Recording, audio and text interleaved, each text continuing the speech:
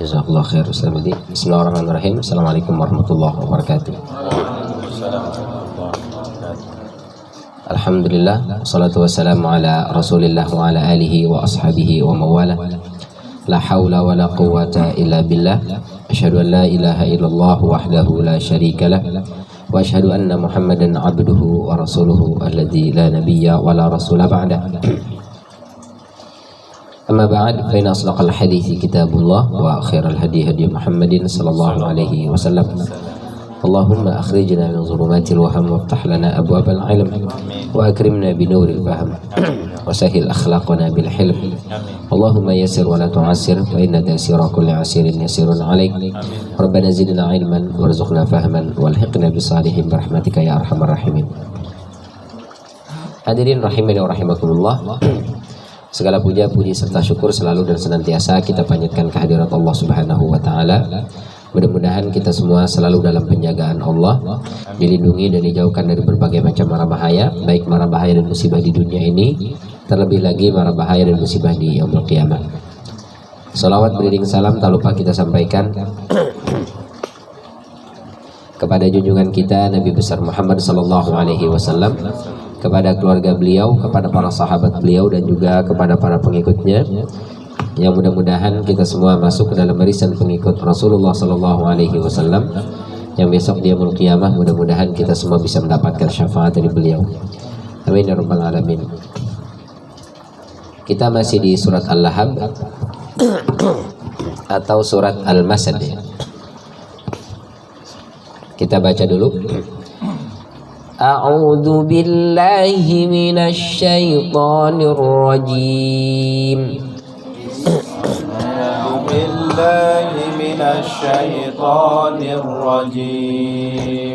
Bismillahirrahmanirrahim.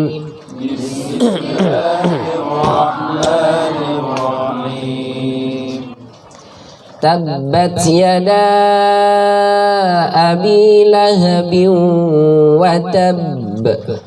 Tabbat yada abi lahabin wa tabb.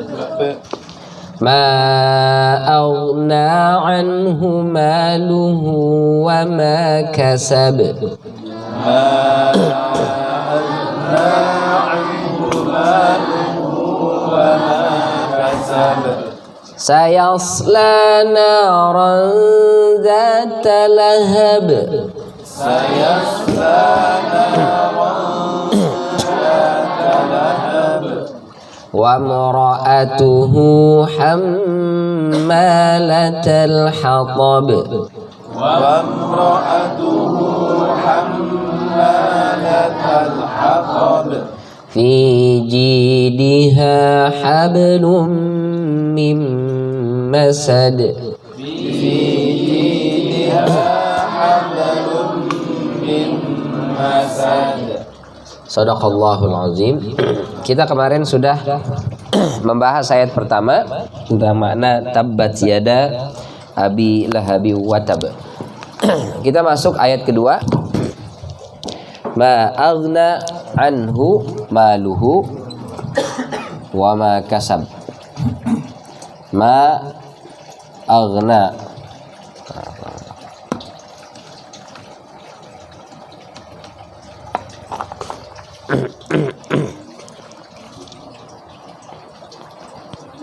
ma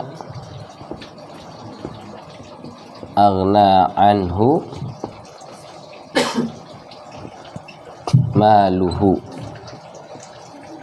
wa ma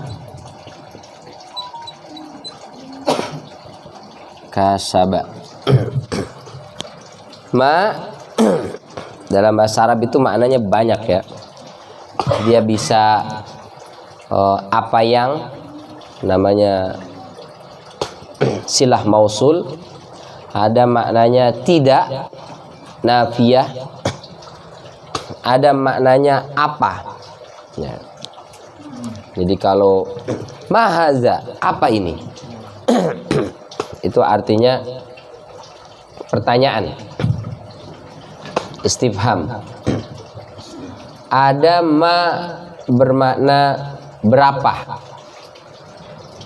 Ma raqmu hatifika. Nah, itu bukan apa nomor HP-mu, tapi berapa nomor HP-mu dalam bahasa Indonesia. Ma raqmu baitika, berapa nomor rumahmu, itu pakai ma. Jadi ma itu maknanya banyak.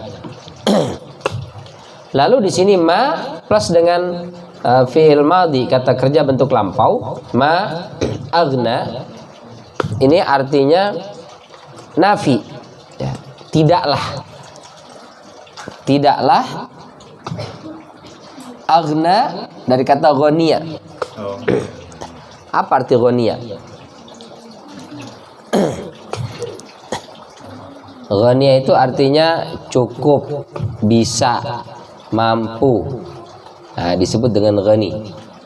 Orang kaya kenapa disebut ghani? Karena dia mampu, dia cukup. Kalau orang miskin serba kekurangan, ya. Maka ada yang mengatakan miskin terambil dari kata masaka, ada yang mengatakan sakana. Masaka artinya menahan. Kenapa orang miskin disebut miskin? Karena dia nahan. Orang-orang pada jalan-jalan, nahan. Orang-orang pada makan, nahan. Sementara orang kaya, ghani, dia ghaniya, mampu. Jadi kalau ghaniya, mampu, cukup, bisa. Kalau aghna dalam bahasa Arab itu pola af'ala. Ya. Af'ala berarti ada tambahan alif di sini. Asalnya ghaniya.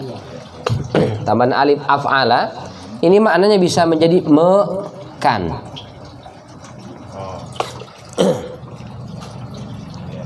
Misalnya zahaba. Zahaba itu artinya pergi. Kalau azhaba memberangkatkan, memergikan. To'ama itu makan. Kalau at'ama ada awalan a berarti artinya memberi makan. Di kita nggak ada memakankan, ya. Memberi makan berarti. Kalau kataba itu menulis. Kalau aktaba berarti menuliskan gitu. Qara'a membaca. Kalau aqra'a membacakan gitu. Jadi pola af'ala itu diantara maknanya mekan. Berarti aghna dari tadinya mampu, cukup menjadi mencukupkan, memampukan, membisakan. Jadi ma'aghna tidak mencukupkan darinya, tidak membuatnya bisa, tidak membuatnya mampu. Gitu. Kalau terjemahan bebasnya jadi tidak berguna. Apanya? Hartanya. Kenapa orang kaya disebut kaya? Karena dia punya harta. Hartanya bisa dipakai untuk mencukupi semua kebutuhannya. Dia mau ini tinggal tunjuk, dia mau makan ini, mau makan itu tinggal beli, tinggal bayar. Nah, kalau ma'aghna anhu maluhu, duit yang dia punya nggak bisa kepake gitu maksudnya. Sehingga dia sebenarnya punya, tapi nggak berguna buat dia. Kayak orang punya ATM, saldonya ratusan juta, tapi keblokir. Ya, ada sih duit cuma nggak bisa kepake karena keblokir. Itu maknanya ma'aghna. Ada tapi nggak bisa diambil manfaatnya, nggak bisa digunakan. Ya. Beda dengan orang yang nggak punya. Kalau nggak punya emang dia nggak ada kan? Ini ada sebenarnya cuma nggak bisa dipakai. Ya. Punya mobil punya, ya udah pakai, nggak bisa dipakai. Kenapa nggak bisa dipakai? Kuncinya hilang misalnya. Berarti dia nggak bisa ambil manfaat tuh. Bendanya ada tapi nggak bisa digunakan, nggak bisa ambil manfaat. Itu mana ma'aghna anhu. Jadi Abu Lahab ini punya dia harta, cuman hartanya nggak ada gunanya buat dia. Itu maknanya. Jadi ma'aghna anhu maluhu. Kita bagi dua pembahasan. Yang pertama yang ini sampai sini. Ma'aghna anhu maluhu.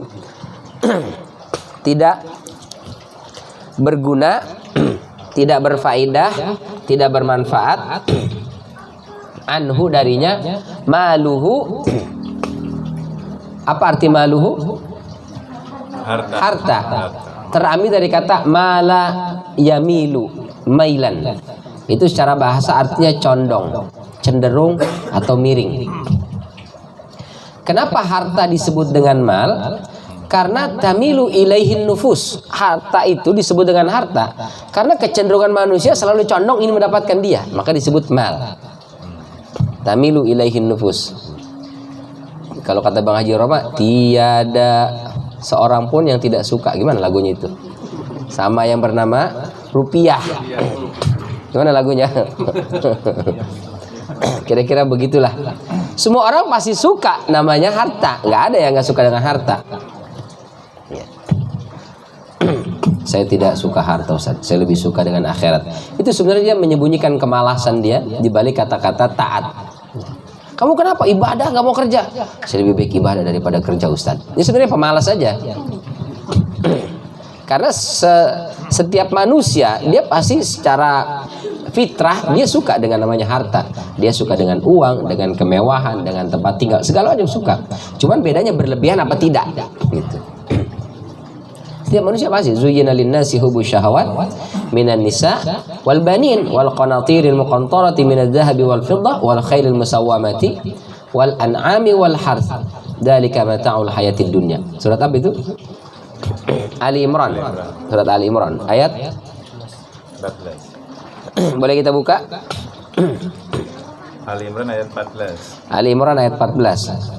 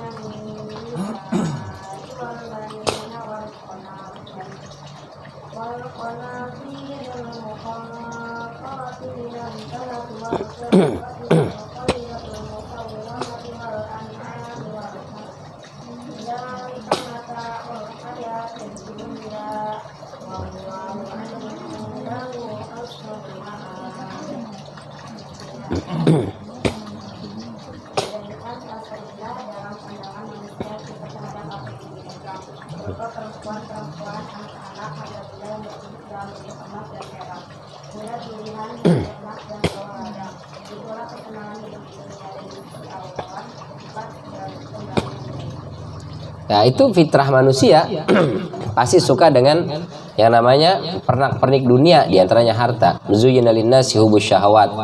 Manusia itu ya secara fitrah, naluri manusia itu ada syahwat. Syahwat itu berarti keinginan terhadap beberapa hal, diantaranya an-nisa, berarti laki-laki nih. Laki-laki suka sama perempuan, fitrahnya memang. Kalau ada laki-laki nggak suka sama perempuan, aneh. Bukan lagi bahaya, nauzubillah min dzalik. Itu memang fitrah. Ya. Dan sukanya sama yang cakep. Itu fitrah manusiawi. Ya. Meskipun cakep itu relatif. Jelek yang absolut. Mutlak.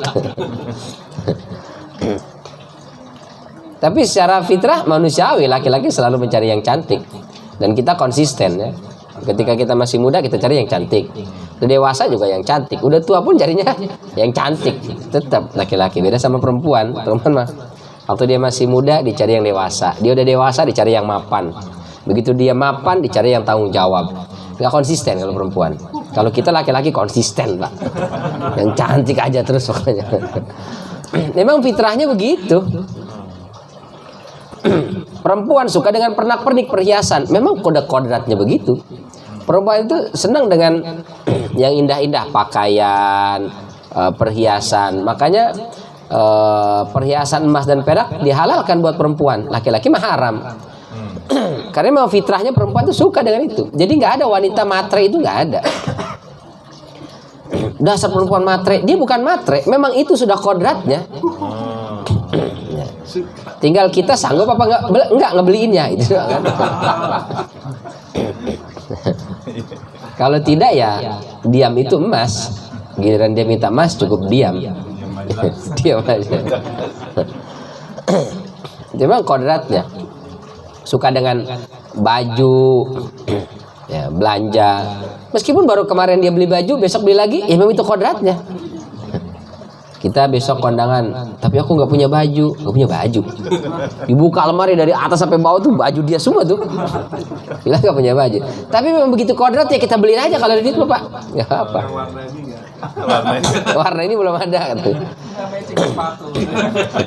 Iya, dan harus matching. Oh, Dari atas kerudung, baju, tas, sampai ke sepatu, sendal kudu matching itu. Bisa nggak jadi kondangan cuma gara-gara nggak ketemu sepatu yang sewarna. Tapi memang begitu perempuan kodrat ya udah, kita mau gimana lagi. Tamilu ilaihil qalb, hatinya sudah cenderung ke situ. Akal kita ngapain sih? Kita laki-laki mau berangkat kadang-kadang sepatunya Ciputat sebelah kanan, sebelah kirinya Lebak Bulus, gak ada masalah kita kan. Jalan aja gitu. Perempuan nggak bisa begitu. Waduh, mesti satu jurusan dan satu warna gitu. Buat kita nggak masuk akal sih, ngapain sih lama banget dandan 2 jam, begitu keluar sama aja juga gitu. Nggak boleh kita ngomong begitu, kacau itu, terlalu jujur ya, bahaya. Itu memang tamilu ilaihil qalb, hatinya ya sudah ke sana gitu. Tugas kita laki-laki udah kasih aja, emang itu kodratnya. Jadi tidak ada manusia yang tidak suka dengan mal, maka disebut dengan malun. Terambil dari kata mala yamilu, artinya condong, cenderung. Karena tamilu ilaihin nufus, setiap jiwa manusia pasti ingin mendapatkannya, pasti ingin mempunyai dan memilikinya. Tiada orang yang tidak suka dengan yang namanya rupiah, itu kata Bang Haji Roma. Baik. Nah, apakah Abu Lahab punya harta? Punya. Dia termasuk salah satu paman Rasulullah yang hartanya berlimpah, kaya raya dia. Dan harta itu oleh Abu Lahab digelontorkan untuk membendung dakwah Rasulullah. Digunakan untuk menghentikan arus dakwah Rasulullah. Digelontorkan, dipakai. Bayar buzzer, banyak-banyak. Udah ada zaman dulu ya? Dari zaman dulu sebenarnya. Jadi kalau sekarang banyak nih teman-teman yang bilang banyak ustadz-ustadz yang halu, kebanyakan nonton sinetron sama film Detektif Conan, sehingga mengatakan ada yang namanya konspirasi. Konspirasi itu nggak ada katanya. Padahal Al-Quran sudah melegalkan itu. Yang namanya orang-orang kafir, orang yang tidak suka dengan Islam atau agama kita, mereka rela mengorbankan waktu, tenaga, pikiran, bahkan harta yang nggak sedikit, itu demi membendung Islam itu. Yuriduna liyutfi'u nurullahi bi afwahihim. Mereka ingin memadamkan cahaya Allah, tapi Allah yang tetap akan memberikan ruang dan peluang buat Islam ini terus berkembang. Tapi orang-orang kafir terus menggelontorkan. Misalnya kita temukan dalam surat Al-Anfal ayat 36.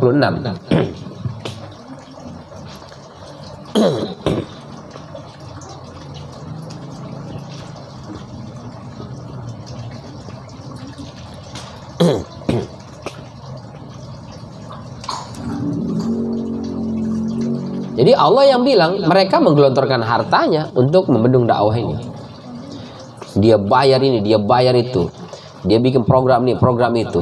Dengan harta yang jumlahnya banyak. Maka di sini disebutnya amwalahum, yunfiquna amwalahum. Jamak dari mal. Boleh? Udah ketemu? Ya.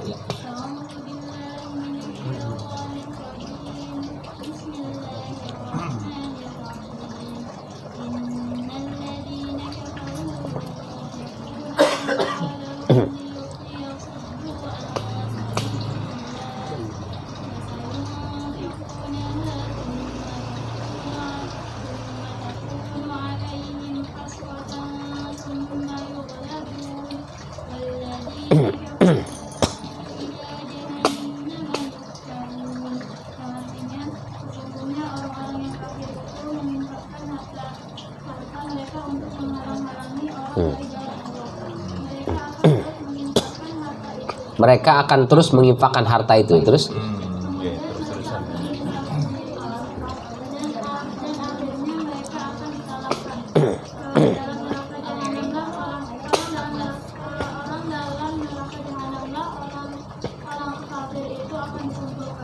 Ya. Jadi kata Allah Subhanahu wa taala, innalladzina kafaru yunfiquna amwalahum. Ini kata kerjanya bentuknya sedang akan, atau kalau istilah anak pesantren fi'il mudhari'. Fi'il mudhari' itu berarti sedang berlangsung, akan berlangsung, dan akan terus berlangsung. Tapi tidak cukup sampai di situ. Allah katakan yunfiquna amwalahum liyasuddu an sabilillah. Mereka menggelontorkan harta mereka untuk menghalang-halangi orang dari jalan Allah. Fasayunfiqunaha, dan kelak akan mereka lakukan lagi. Sampai dikasih 2 kali tuh. Yunfiqun, fasayunfiqun. Mereka menginfakkan dan akan terus menginfakkan. Ini berarti kan nggak hanya selesai di zaman itu, akan terus ada orang-orang yang dia rela. Ya. Iya, taukid namanya. Jadi kalau ada ayat diulang, apalagi dalam satu kalimat yang dekat mas ini cuma berapa kata, itu namanya taukid, penegasan bahwa itu memang terjadi. Dan ada orang-orang yang rela menggelontorkan harta untuk maksiat ya. Tapi kalau buat kebaikan, pelit medit bin koret. Kita butuh pembangunan masjid, kita butuh bangunan asrama anak yatim, kita butuh ini, butuh ini. Dia cuek bebek aja. Begitu kita mau ada dangdutan ini, oke, panggil biduan yang paling keren, yang narinya pakai ular kobra itu, tapi bayarnya mahal, saya yang bayarin. Luar biasa tuh. Akan ada orang yang begitu, ada. Itu yang kelihatannya ya, simple lah, sederhana. Belum lagi memang yang jelas-jelas. Pokoknya gimana caranya Islam ini supaya mati, Islam ini supaya tertutup. Orang itu benci dengan ajaran Islam. Mereka rela mengadakan riset. Itu biayanya nggak kecil itu. Riset itu luar biasa. Mereka banyak mengadakan riset itu. Tentang apa saja? Tentang poligami. Yang kira-kira nyindir-nyindir, merempet-merempet, sensitif, bikin orang itu anti dengan Islam. Itu. Tentang Rasul menikah dengan lebih dari 4 wanita. Menikahi Ibunda Aisyah yang masih usia belia. Itu dibikin riset sedemikian rupa sehingga kemudian di blow up, disampaikan seolah-olah agama ini atau Nabi kita Muhammad SAW itu melakukan hal-hal yang nggak pantas gitu. Dari awal nggak pantas aja dulu, dibilang nggak pantas. Lama-lama orang akan benci. Target orang itu adalah bagaimana caranya orang itu benci dengan yang apa yang diperbuat oleh Rasulullah. Sehingga lama-lama antipati dengan Islam. Oh, itu banyak sekali. Kita kalau mengadakan penelitian itu kan butuh biaya. Biayanya nggak kecil itu, besar sekali. Dana riset itu ratusan juta itu. Untuk satu riset aja itu. Belum sekian banyak riset, belum buat publikasinya. Kan hasil riset nggak gampang juga untuk publikasi. Ini bisa publikasi bukan cuma di jurnal, publikasi di media televisi, publikasi di berbagai macam platform media. Itu butuh dana yang besar itu. Kita mau pasang iklan Pak di televisi, pasang iklan, mahal itu kan? Iya, hitung detikan ya. Hitungannya detik. Makanya kita itu kalau udah tausiah di acara televisi itu dikasih waktu cuma 4 menit. Kamu tuh 4 menit. Jadi di 4 sekarang kita ngomong 3, 2, 1, udah 0 itu dah. Kalau kita masih ngomong cukup. Kenapa? Karena lebih 30 detik aja itu bisa ratusan juta itu. Perusahaan-perusahaan tuh coba lihat iklan, paling lama iklan berapa menit itu? Semenit udah mahal banget bayarnya. Rata-rata 30 detik, 20 detik. Iklan itu rata-rata tuh. Nah itu dia bayarnya ratusan juta itu. Nah mereka itu rela bayar iklan itu untuk mengiklankan produk-produk mereka yang menghalang-halangi orang dari Islam. Bahkan ada yang rela menggelontorkan dana besar untuk membeli program di Prime Times, apa istilahnya? Prime Times ya. Ya. Waktu-waktu di mana orang banyak nonton itu dibeli sama mereka, dikasih acara-acara yang ya menjauhkan orang dari Islam lah. Menjauhkan orang dari agama. Kan waktu-waktunya bagus di maghrib nih. Maghrib, sampai jam 8 lah ya. Rata-rata orang ada di rumah, mata masih belum ngantuk-ngantuk banget. Itu kan bagus banget kalau dikasih acara-acara pendidikan, acara-acara ceramah agama, tausiah, itu kan bagus banget. Tapi pernah ada nggak itu? Nggak bakalan. Mustahil. Makanya saya ditaruh subuh ya. Taruhnya subuh. Ya, kalau nggak jam 2. Ya, atau karyawan shift 3. Sahur. Karena kita kalah dananya, nggak kuat. Mereka bisa. Karena itu yunfiquna amwalahum liyasuddu an sabilillah, untuk mencegah orang, menghalangi orang dari agama. Rela mereka itu. Banyak sekali. Kita keluar-keluar anak-anak mengaji, apa istilahnya kalau Pak Anies dulu itu? Maghrib. 9 apa istilahnya? Dari jam 6 sampai jam 9 malam. Pokoknya adalah waktu belajar, nggak ada nonton TV, nggak ada main HP, itu belajar gitu kan. Tapi pada kenyataannya ya hanya sebatas keluar-keluar, kita tetap kalah dengan acara-acara televisi.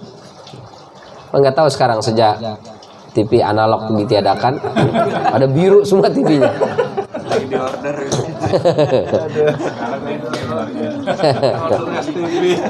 Boxnya di order. TV box itu. Yang aman satu lah, yang aman.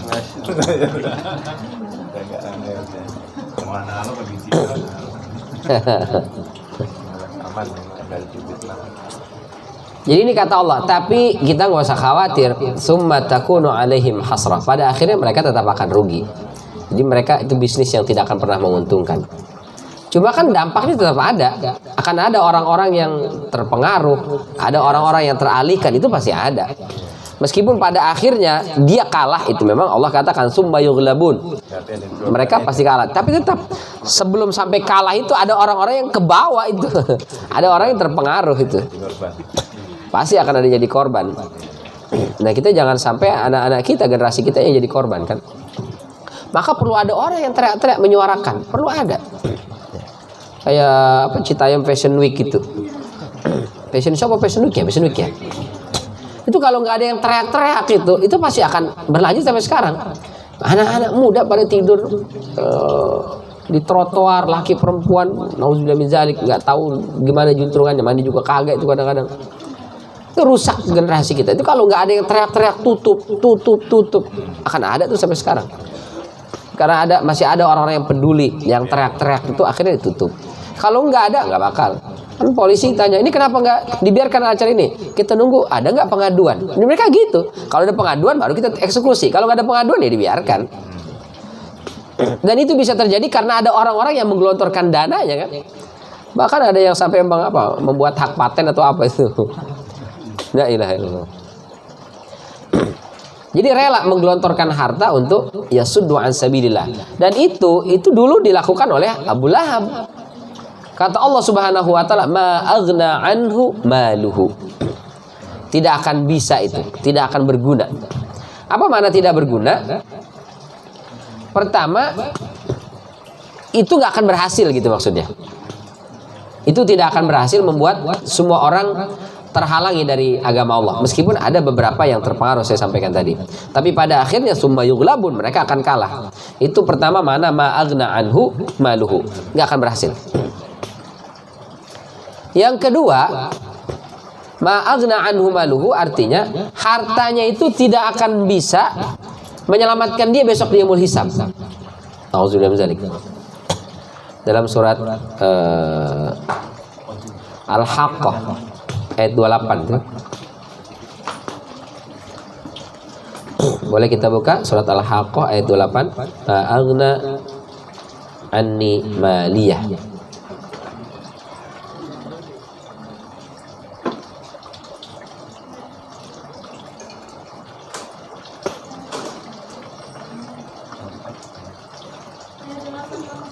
Ayat 28 ya.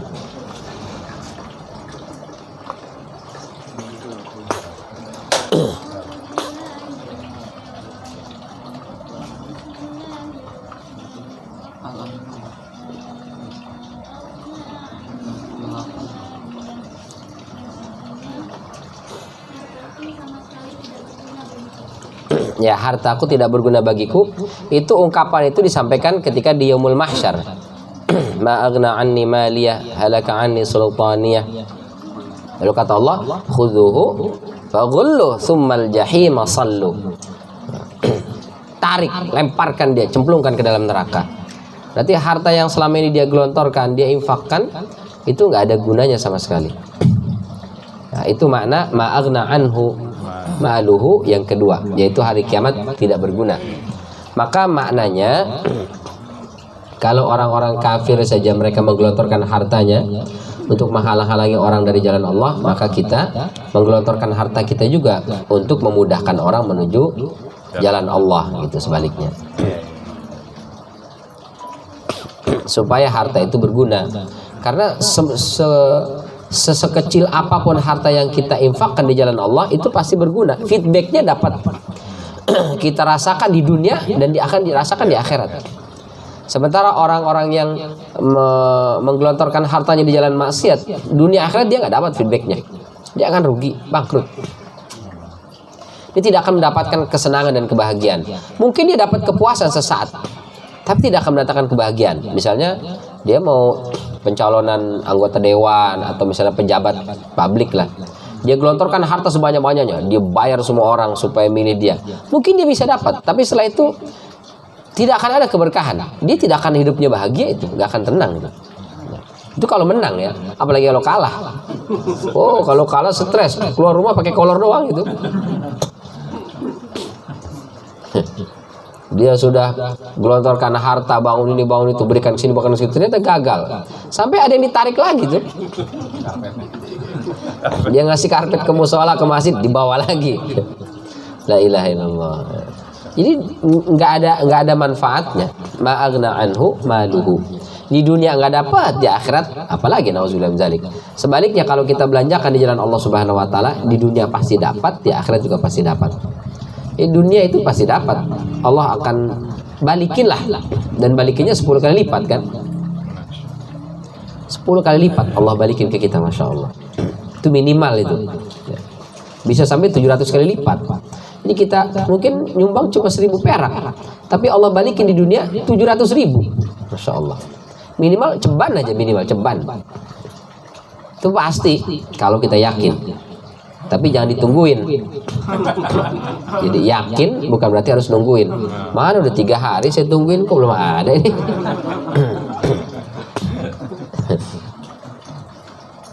Tapi dia akan ada, dia akan datang. Feedbacknya pasti. Pada saatnya pasti ada. Kita akan, ya Allah, ini mungkin yang selama ini saya infakkan, saya sedekahkan, baliknya begini ya Allah. Di dunia pasti itu dunia sebelum akhirat. Karena harta itu, ada orang mali hartaku. Kata Rasulullah, aina maluhu, mana harta dia? Harta dia cuma terbagi 3. Ma'akala fa afna wa ma apalagi labisa fa abla wa ma anfaqa fa abqa. 3 aja, yang dia makan pasti akan jadi kotoran, yang dia pakai pasti rusak, yang dia infakkan itulah yang kekal. 3 aja. Harta itu. Semahal apapun kita makan, ujung-ujungnya jadi kotoran. Dan nggak ada orang mules perut. Kamu kenapa? Mules perut. Udah ke WC. Enggak. Kenapa nggak mau ke WC? Mahal ini, semangkoknya udah 50.000. Sayang. Saya kemarin dikasih apa? Sop buntut. Saya bilang, enak banget. Baru kali ini saya makan sop buntut seenak ini. Memang Ustadz, sesuai dengan harganya katanya. Harganya berapa? Semangkok 250.000. Saya bilang, mangkoknya segede gini apa segede? Enggak, di Tanah Abang kemarin. Segede mah, segini Ustaz, mangkok biasa kecil. Kok bisa 250.000? Entahlah itu apa dalamnya katanya. Tapi memang enak sih, enak luar biasa. Dan orang ngantri itu. Tetap aja biarpun 250.000 semangkok, kalau sudah kita makan ujung-ujungnya keluar juga gitu. Nggak akan kita tahan-tahan. Mustahil, pasti dilepas juga itu. Nggak ada ini. Duren apa musangking ya yang mahal itu. Yang 1 juta, bisa 1 jutaan itu satu butir. Ini tetap aja kalau dimakan ya mules perut ya dibuang juga gitu. Nggak mungkin ditahan-tahan. Atau dibuang mesti dikarungin, disimpan, nggak mungkin lah, dibuang lah. Mustahil, nauzubillah min dzalik. Jadi yang kita makan pasti habis jadi kotoran. Yang kita pakai juga rusak. Semahal apapun kendaraan kita akan ada saatnya rusak. Pakaian yang kita pakai biar kata mahal banget. Ada orang outfitnya doang itu dapat sampai 30-40 juta. Outfitnya dari rambut, ya, topinya misalnya, kacamatanya, belum bajunya, celana, gesper, sepatu, total bisa di atas 50 juta. Ya Allah, mahal banget menurut kita ya, menurut saya lah itu. Kalau saya di total 200.000 dah, alhamdulillah banget itu. Di atas ke bawah semuanya. Ada ya ratusan juta, puluhan juta, masya Allah. Ada yang tasnya doang aja ratusan juta. Tapi kan ada saatnya pasti rusak itu barang, pasti rusak. Nggak mungkin enggak. Kalau Kalau gitu udah bosan kan kalau nggak rusak. Iya, kalau nggak rusak bosan. Bosan. Ganti lagi, nggak akan ada selesainya. Itu harta itu. Nah yang ketiga baru yang kita sedekahkan, itu yang kekal. Jadi sebenarnya orang-orang yang menyedekahkan hartanya itu hakikatnya adalah orang-orang yang tidak mau pisah dengan harta kan. Kalau kita nggak mau pisah dengan harta, ya kita sedekahkan harta itu, karena dia akan terus membersamai kita. Justru yang kita makan, kita Berpisah. nggak akan terpisah, ya, jadi kotoran, rusak dia. Selebihnya jadi rezekinya orang lain. Siapa itu? Ya mungkin ahli waris kita. Bahkan mungkin nanti kalau kita meninggal, kita punya motor bagus, kita punya mobil bagus, kita meninggal, istri kita masih muda, dia kawin lagi. Akhirnya itu mobil sama motor siapa yang pakai? Lakinya yang baru. Nauzubillah min dzalik. Saya nggak bakal rela Ustaz. Mau gimana orang kita di kuburan? Malam-malam saya mau datengin Ustaz, silakan kalau bisa. Oh, udah cekek. Mau dicekek, mau diapain, terserah lah. Nggak bisa. Yang kita makan paling banyak sepiring, 2 piring dah kalau menambah. Nggak mungkin sebakul kita makan. Baju yang kita pakai ya 1 aja, paling 2 sama kaos dalam. Ada orang pakai sampai 5 lapis kan enggak lah ya. Ini mahal semua, 5-5-nya saya pakai semua gitu. Ya enggak juga, pasti cuma 1 aja.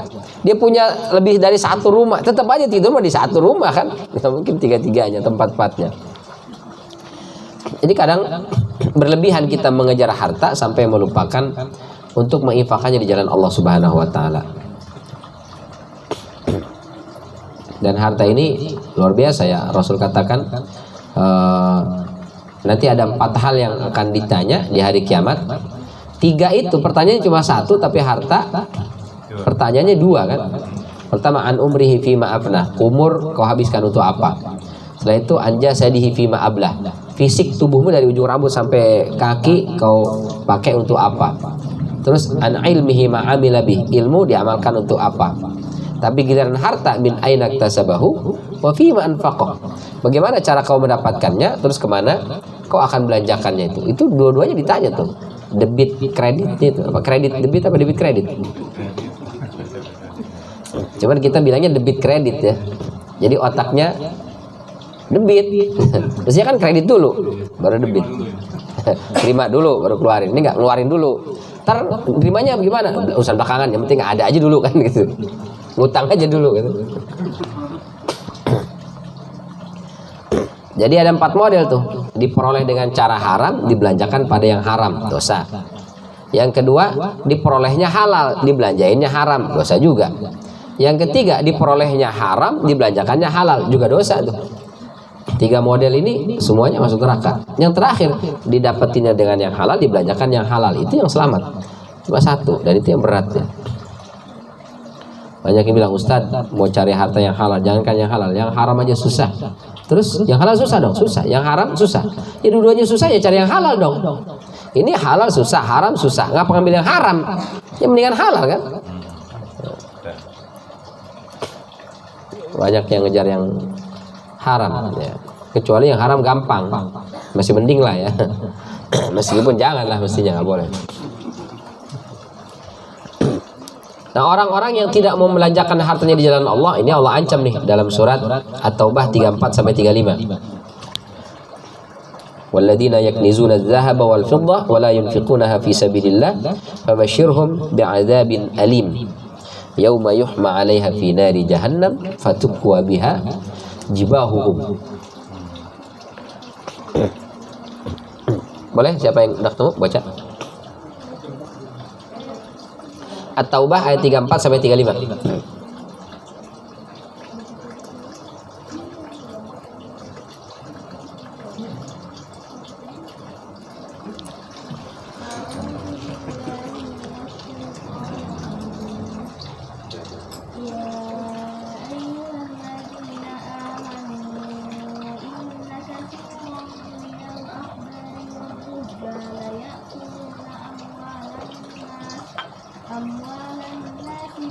Dari layak kuluna.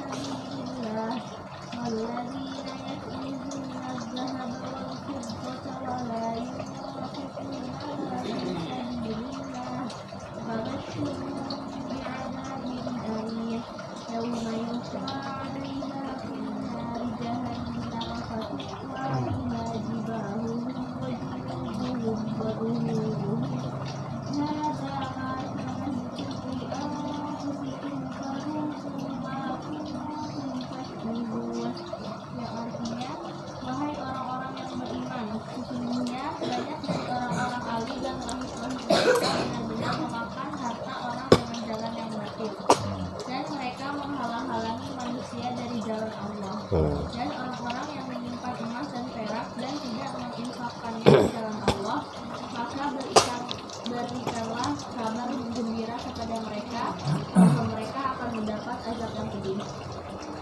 Ingatlah pada hari ketika emas dan perak dipanaskan dalam neraka jahanam. Lalu dengan itu disetrika dahi, lambung, dan mereka seraya dikatakan kepada mereka, inilah harta bendamu yang kamu simpan untuk dirimu sendiri. Maka rasakanlah akibat dari apa yang kamu simpan itu.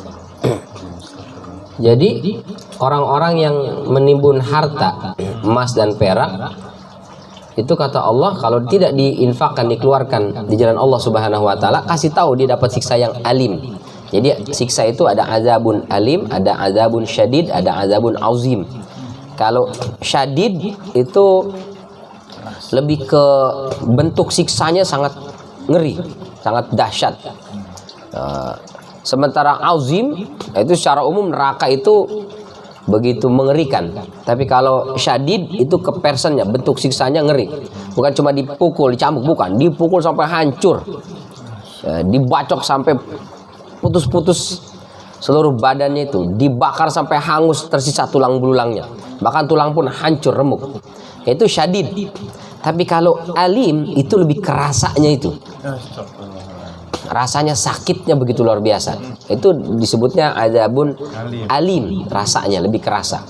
Jadi apapun modelnya pastikan rasanya sakit gitu. Nah, di antara bentuk rasa sakit itu adalah harta itu. Di sini memang disebutnya emas dan perak. Saya sih nggak ngumpulin emas dan perak, Ustaz. Saya ngumpulinnya duit, deposit. Saya nggak ada beli emas batangan. Sama karena kan teorinya kan uang itu nggak boleh dicetak kecuali ada cadangan emasnya, begitu kan kalau nggak salah Pak ya. Kecuali negeri Paman Sam. Kalau negeri Paman Sam bodoh amat ya, cetak dolar sebanyak-banyaknya. Ada nggak ada persediaan emasnya, pokoknya banyakin dolar, kirim terus ke negara-negara. Yang nolak teroris, yang nolak berarti radikal. Ya dikirimlah ini ya. Tapi kalau negara-negara lain dia mau cetak uang harus ada cadangan emasnya. Jadi sebenarnya uang 100.000, 50.000, bahkan 2.000 perak yang kita punya itu sebetulnya ada emasnya yang menjamin bahwa ini bernilai kan. Kalau enggak maka uang itu tidak ada nilainya. Terjadi apa? Inflasi atau apa namanya? Inflasi ya. Uang terlalu banyak karena tidak ada punya stok cadangan emasnya, akhirnya inflasi, nggak ada nilainya uang itu. Jadi kita punya uang itu sebetulnya emas dan perak. Maka semakin banyak uang kita, semakin banyak emas dan perak yang kita punya. Besok hari kiamat itu akan dikembalikan ke bentuk emas dan peraknya. Lalu emas dan perak itu akan dilebur, dipanaskan sampai meleleh. Setelah itu dijadikan alat untuk menyetrika. Apa tadi? Lambung, dahi, dan punggung. Nauzubillah min dzalik. Semakin banyak harta, semakin gede setrikaannya. Kalau sedikit, ya kecil setrikaannya. Cuman kan dari api neraka itu. Api neraka jangankan bentuk setrikaan, batu kerikil aja, kerikil doang itu diinjak sama penghuni neraka, langsung ya glibihi minhu dimagu, otak tuh langsung mendidih saking panasnya itu. Dia nginjak kerikil doang, bara itu otak langsung mendidih saking panasnya itu. Apalagi disetrika, nggak usah disetrika di dunia aja kita pegang tuh gosokan, la ilaha illallah, sakitnya luar biasa. Sampai ada apa namanya di TikTok itu, jadi saking asik nelpon gitu kan, nelpon ngobrol-ngobrol segala macam sambil nggak sadar ya setrikaan lagi nempel panas itu kesini juga nempel, wow jerit. Itu alim tuh rasanya pedih. Nauzubillah min dzalik. Jadi orang yang bangga-bangga dengan harta karena dia punya banyak harta, tidak diinfakkan di jalan Allah, dia sudah sedang berbangga-bangga betapa besar setrikaan yang akan gosok dia di api neraka. Oh, nauzubillah min dzalik. Nah, jangan sampai seperti Abu Lahab, ma aghna anhu maluhu wa ma kasab. Apa makna wa ma kasab? Sebagian ulama mengatakan kasab itu usaha. Jadi wa ma kasab dan apa yang dia usahakan. Jadi ma di sini yang pertama nafi, yang kedua ini mausul, sila mausul. Di situ tidaklah, di sini apa yang. Jadi Abu Lahab itu kita ceritakan kemarin, setiap kali Rasul Shallallahu Alaihi Wasallam mau berdakwah ke satu kaum, dia duluan nyampe ke sana, dibilangin, awas nanti hati-hati ada seorang anak muda begini, dia akan mengajak kalian begini. itu dia adalah keponakan saya dan dia itu orang gila, dia itu kena sihir, dia itu segala macam lah. Akhirnya orang nggak mau ketemu dengan Rasulullah. Atau sebaliknya, dia udah keburu ketemu dengan Rasulullah. Setelah Rasul pergi, dia samperin lagi tuh. Ngomong apa tuh anak muda? Katanya begini. Jangan percaya. Kamu siapa? Saya pamannya. Tahu anak itu dari sejak lahir. Dari ibarat kata masih kencing di mana-mana, masih ngompol, saya sudah kenal dia. Dan saya tahu betul, itu orang nggak benar, itu orang gila. Jangan kalian percaya. Begitu setiap hari. Ini usaha Abu Lahab untuk menghalang-halangi orang dari jalan Allah Subhanahu wa taala. Kalau tadi dengan harta, yang ini dengan tenaga, waktu dan fisik, itu tidak berguna. Orang akan tetap ada yang beriman.